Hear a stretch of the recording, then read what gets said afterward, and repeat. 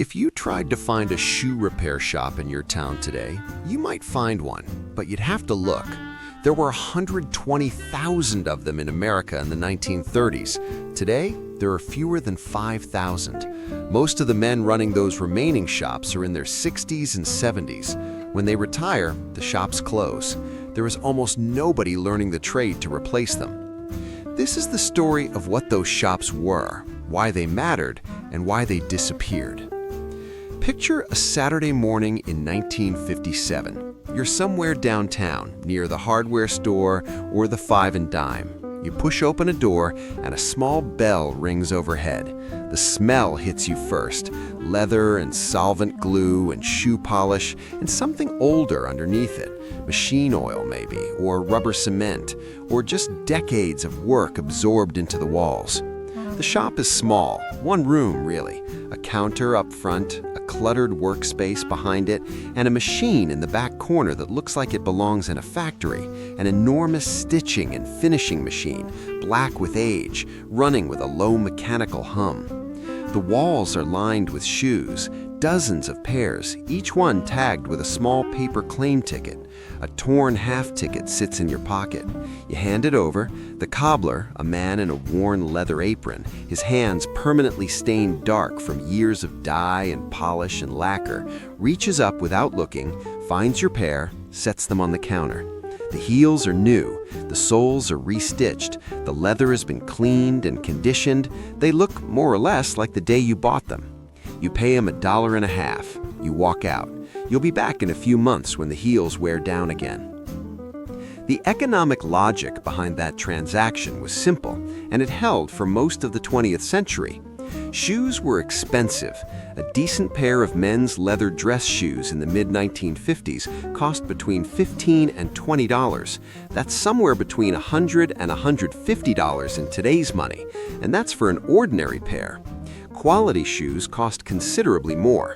You didn't own many pairs. You owned the shoes you wore to work, the shoes you wore on weekends, and if you were careful, a pair set aside for church or occasions. That was often it.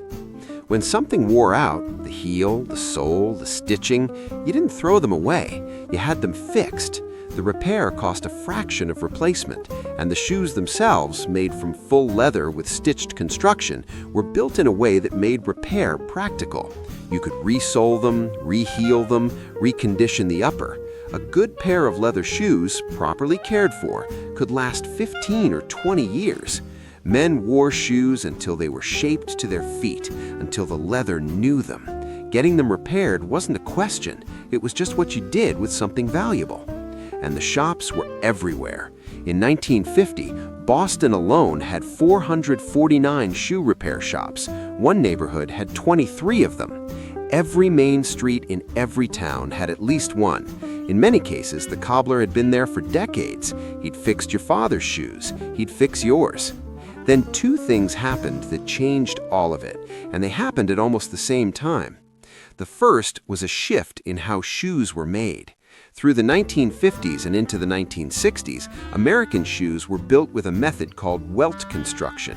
The upper, the insole, and the outsole were stitched together with a strip of leather, the welt, that ran around the perimeter of the shoe. That stitch could be cut, the worn sole removed, a new one attached. The shoe could be rebuilt from the ground up. It was designed, whether intentionally or not, to be repaired. What replaced it was glue. As manufacturing moved overseas beginning in the 1960s, first to Japan and Taiwan, then accelerating through the 1970s and into China in the 1980s, the construction method changed. Synthetic materials replaced leather. Soles were bonded with adhesive rather than stitched. The components were cheaper to make and faster to assemble, but when they wore out, there wasn't much to work with. You couldn't re-stitch what was never stitched.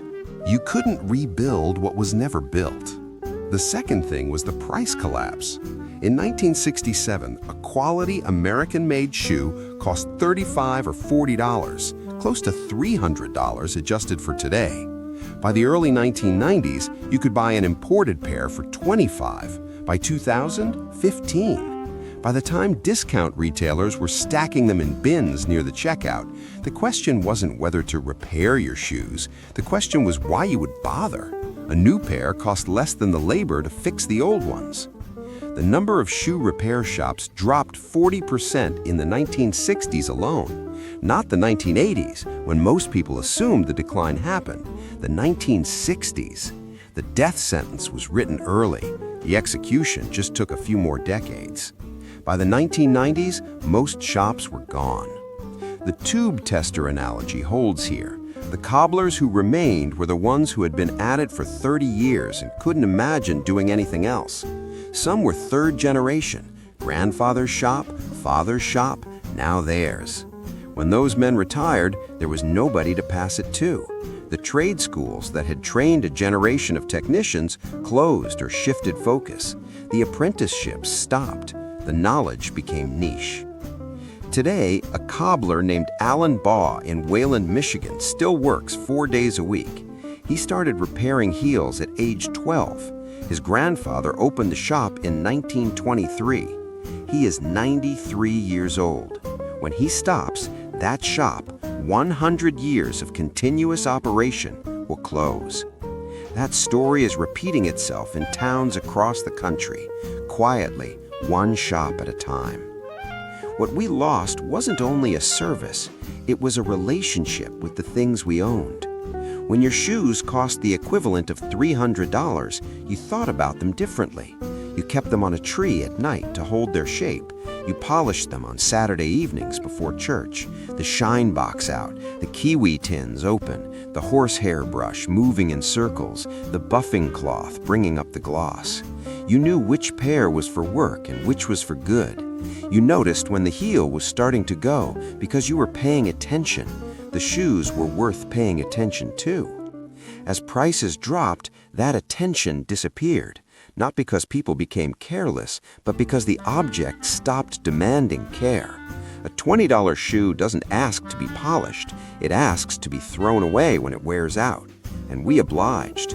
300 million pairs of shoes go to landfill in America every year. Most of them are synthetic. Most of them will take several hundred years to break down. The cobbler at the counter in that Saturday morning shop understood something we've mostly stopped believing, that a well-made thing, properly maintained, could outlast the person who bought it. That the value of an object wasn't just what you paid for it, but what you put into keeping it going. That's not a complicated idea, it's just an old one. And somewhere between cheap imports and disposable culture, we stopped acting like it was true. The claim ticket in your pocket, the bell over the door, the man in the apron who knew by the wear pattern on your heel exactly how you walked. That knowledge still exists in a few places, but the shops it lived in are almost gone. If you remember where yours was, which street, which town, what it smelled like when you walked in, leave a comment. That's the part that doesn't show up in any archive. That's the part only you know. And if this was worth your time, subscribing helps me know there's interest in these stories. There are more of them. There always are. What happened to the shoe repair shop? Why we stopped fixing our shoes?